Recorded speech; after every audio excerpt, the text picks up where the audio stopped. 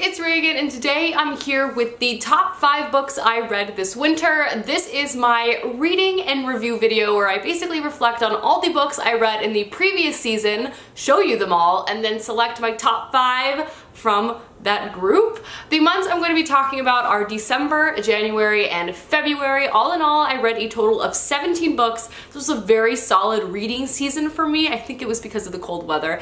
I don't know, but I also read some really incredible books. It's going to be very difficult to narrow down. If you guys are wanting all the information about all of the books I'm going to be showing off in this video, I will also link all of my wrap-ups from the past 3 months down below as well. But anyway, without further ado, let's jump into the books I've read, starting with December. First book I completed was Bands of Mourning by Brandon Sanderson, and I gave this book a 5 out of 5 stars. Next was Queen of Air and Darkness by Cassandra Clare, which I also gave a 5 out of 5 stars. Next is The Keepers of the Lost Cities by Shannon Messenger, the first book to the Keeper of the Lost Cities series, which I have been flying through, and I gave this first one a 3.5 out of 5 stars. Next up, I have Skyward by Brandon Sanderson, which I gave a 5 out of 5 stars. And I read A Winter's Promise by Christelle Dabos, which I also gave a 5 out of 5 stars. December, January, February, again, very strong months for books. And then lastly, I read Foundryside by Robert Jackson Bennett, which I also gave a 5 out of 5 stars. Obsessed with this novel, oh my goodness. Moving on to January, the first book I completed was The Assassination of Bhagwan Spurge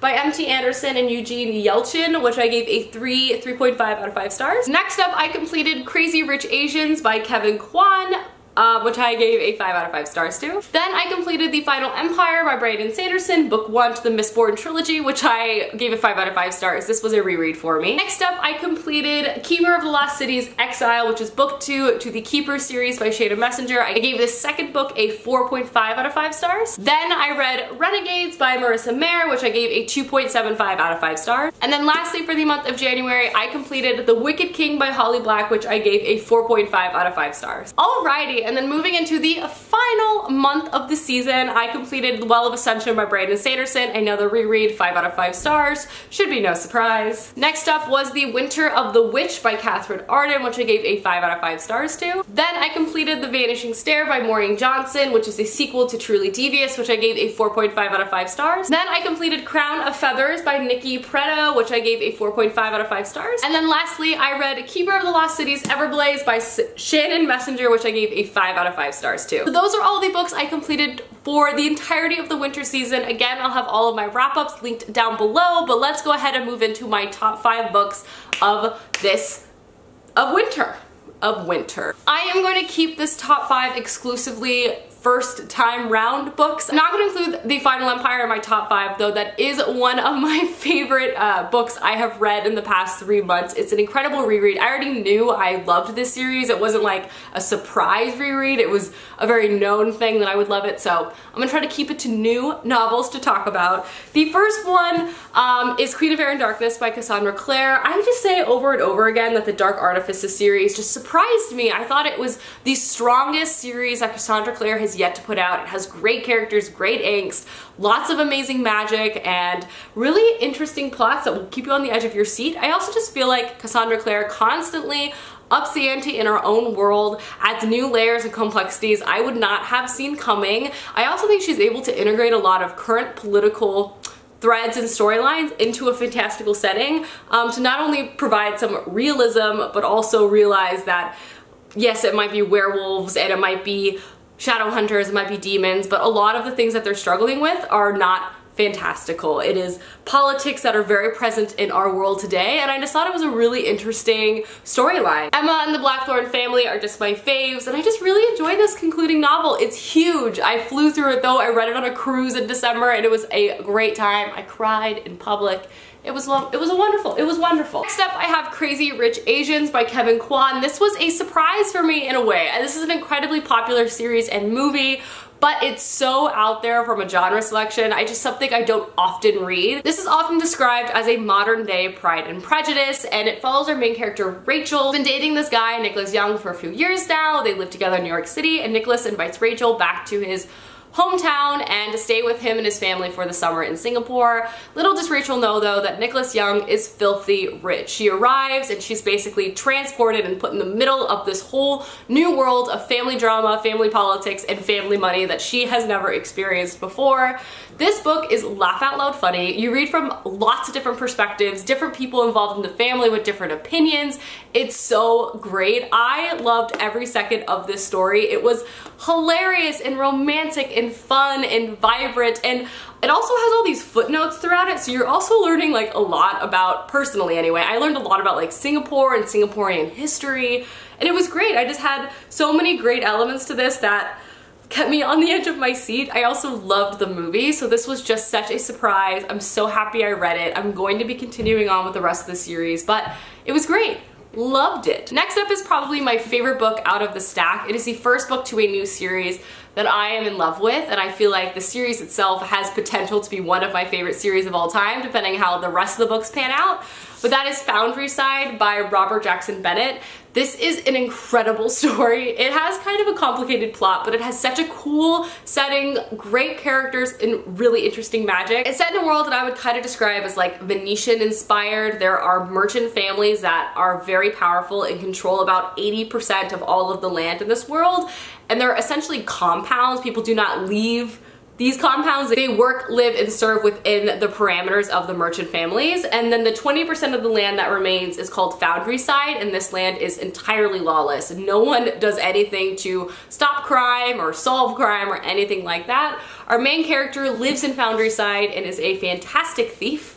And in the beginning of the story, she steals an artifact that gets her wrapped in and put in the middle of a bunch of trouble and political like maneuverings. Our main character also has a special set of skills that makes her a really good thief. Basically, the magic system in this world is centered around writing. If you understand and know the language of the object that you are writing in, you can transform its purpose. You can either make it stronger or weaker, so make a brick wall indestructible, or you can make it crumble apart if you know the words to do so. What makes our main character so special is she's basically able to touch things around her, and she immediately gets a deeper understanding of their makeup, and therefore it just makes her a fantastic thief.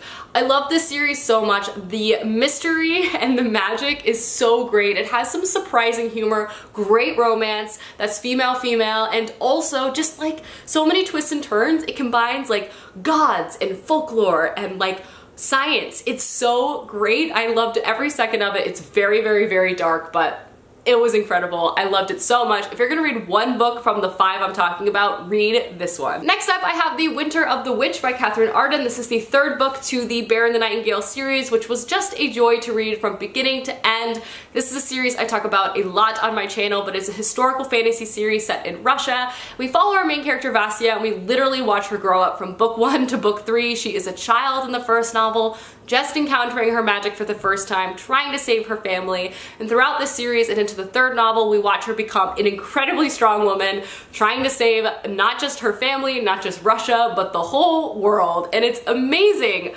Vasya is an inspiring main character. She's headstrong, she's confident, and honestly, just like seeing her tackle the obstacles in front of her with such tenacity is just awe-inspiring. I love her so much. I also love the historical setting of this series. It has such great historical influences, and it really informs the characters and how they work within this world. It's very realistic, which I just applaud Katherine Arden again and again for. It really adds different layers of historical stakes, and as well as just an element of realism to an otherwise fantastical story that I just loved. It also has such great elements of folklore magic, there's romance, there's friendship, there's everything you want in this series. It's so good. Again, the 3rd novel was amazing. I read it in February and I'm sad it's over, but it was so good, so I'm happy I have been able to experience it. And the very last book I'm going to talk about is by Brandon Sanderson, and that is Skyward. This is a science fiction novel that I thought was just so much fun. Basically, it's a school that's mostly set within a pilot school, and you're constantly reading about people like flying spaceships and fighting, and it's a grand old time. But this follows our main character Spensa. For her whole life, she has wanted to be a pilot. She and the rest of the people that live in her city have basically colonized this new planet that's constantly under attack by an alien species. So to survive, they basically have burrowed underground and trained pilots to fight the invaders back. This particular city really celebrates tenacity and bravery almost to an extreme, showing any type of cowardice is not only looked down upon, but can get you ostracized from society at large, which is something that Spensa has experienced because her father was a celebrated pilot that basically fled and abandoned his co-pilots during a really important fight. Therefore, even though Spensa has great piloting skills, she always wants to be one. They don't want to allow her to be one until one day she uncovers a secret thing in this cave that kind of transforms her track in life forever. Again, this book is just so fast-paced. It has an incredible science fiction plot, and the fighting is so cool. The majority of this book does take place within pilot school, so you get some really cool classroom settings, like character dynamics, and I love just learning how to be a pilot. It also has diagrams throughout it that explains a lot of the maneuverings they're learning in class. But overall, this book has this really dark and deep mystery that is hanging throughout the entirety of the plot. It's like always in the back of your mind. You're trying to figure out what, who, where, why, and how, and you're slowly given pieces throughout the story by Brandon Sanderson. But needless to say, I can't wait for the next 3 books in this series. I believe it's going to be 4 books because guys, this book left me breathless, kept me turning the pages. I read it in like one day. It was so good. I loved it so much. Alrighty guys, those are the top 5 books I read this winter. Let me know down below some books you've read recently and loved, as I would love to know. And I'll see you guys soon with another video soon. Goodbye.